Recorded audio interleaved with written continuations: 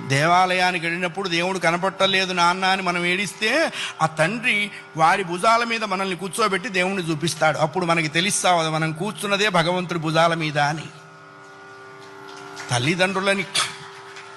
తల్లిదండ్రులకి గుళ్ళు కట్టించక్కర్లేదు, కట్టించిన గుళ్ళ ముందు వాళ్ళని కూర్చోబెట్టకుండా ఉంటే చాలు. అది నేర్చుకోవాలి. మనం బ్రతికుండగా వాళ్ళ అనాథాశ్రమాల్లో ఉండటం ఏంటండి? ఇంకంతకంటే పాపం ఏదైనా ఉందా?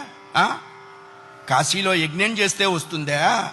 రామేశ్వరంలో అన్నదానం చేస్తే వస్తుందా? జన్మనిచ్చిన తల్లిదండ్రులు ప్రధానము. వాళ్ళని నువ్వే సేవించాలి. భగవంతుని సేవించకపోయినా నష్టం లేదు, బోల్డు మంది ఉన్నారు. జన్మనిచ్చిన తల్లిదండ్రుల్ని సేవించాలి, అది కర్తవ్యము. రామాయణం అదే చెప్పింది. అయ్యా, ఆ అభిప్రాయం లేనివాడు పశువు అనకూడదన్నారండి. పశువులు పోటీకి వచ్చినాయి, మమ్మల్ని ఆ వాడితో పోలుస్తావా అని. అంతకంటే నీచుడు.